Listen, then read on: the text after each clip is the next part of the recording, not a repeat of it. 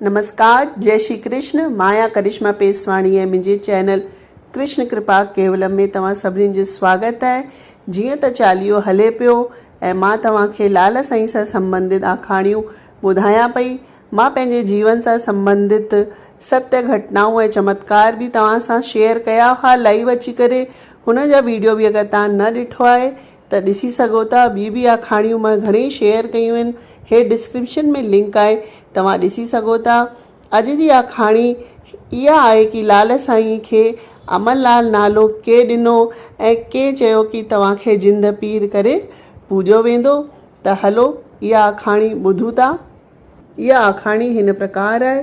हिकु दफ़ो सिंधु नदी जे विशाल तट ते लाल साईं विचरण करे रहिया हुआ त लाल साईं जे दर्शन जे लाइ अमर योगी गोरखनाथ हुननि जे दर्शन लाइ हुते पहुता ऐं अची हुननि सां मिलिया।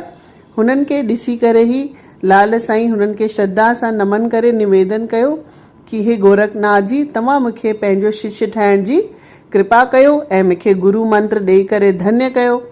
इहो ॿुधी गोरखनाथ जोर जोर सां खिलण लॻो ऐं चयऊं कि लाल साईं, तव्हां स्वयं पार ब्रह्म स्वरूप आहियो, देवनि जा देव आहियो, भला मां तव्हांखे छा दीक्षा ॾींदसि।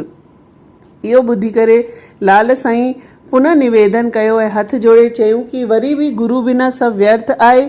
श्री राम बि जॾहिं अवतार वठी आया हुआ त ब्रह्म ऋषि वशिष्ठ खे पंहिंजो गुरु कयऊं ऐं श्री कृष्ण बि गुरु संदीपन खे पंहिंजो गुरु मञियो हो त तव्हां बि मूंखे गुरु दीक्षा ॾियण जी कृपा कयो।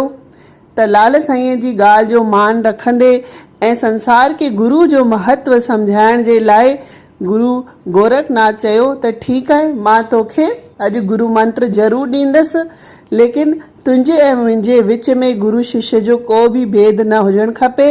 ईअं चई करे गोरखनाथ साईं खे गुरु मंत्र ॾिनो ऐं इहो आशीर्वाद ॾिनऊं कि जीअं मां गोरखनाथ अमर योगी गोरखनाथ चवाराईंदो आहियां त तूं बि झूलेलाल साईं अॼु खां विश्व में अमरनाथ जे नाले सां विख्यात थींदे ऐं माण्हू तोखे जिंद पीर करे पूॼींदा। ईअं चई करे गुरु गोरखनाथ विदा वठी करे हुतां हलिया हुआ।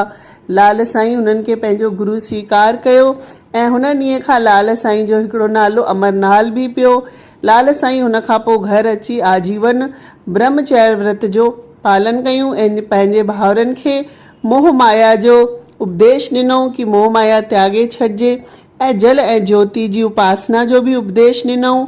लाल साईं सगुण निर्गुण जी उपासना करण जो संदेश सॼे विश्व में फैलायो ऐं जिंद पीर करे पूॼा ऐं ज्योति जी उपासना ऐं अग्नि जी उपासना भक्ति जी शिक्षा ॾिनऊं। त इहा कहाणी आहे कि लाल साईं खे अमरलाल नालो कीअं मिलियो। त ही हुई अॼु जी आखाणी। तव्हांखे कीअं लॻी कमेंट में जय झूलेलाल लिखी मूंखे ज़रूरु ॿुधाईंदा। ऐं ॿियो तव्हां छा ॿुधणु चाहियो थो, कहिड़ी आखाणी ॿुधणु चाहियो थो, उहो बि मूंखे ज़रूरु सजेस्ट कजो त मां हुन ते वीडियो ठाहींदसि। अगरि तव्हां मुंहिंजे चैनल ते पहिरीं दफ़ा आया आहियो त मां तव्हांखे ॿुधायां, सिंधी फेस्टिवल ॾींहं वार ते मां घणेई वीडियो ठाहिया आहिनि, तव्हां चेक करे सघो था। त वरी मिलंदासीं हिकु नए वीडियो, हिकु नई आखाणी, नई इंफॉर्मेशन सां। तेसि ताईं मोकल थी वठां। जय झूलेलाल, जय श्री कृष्ण।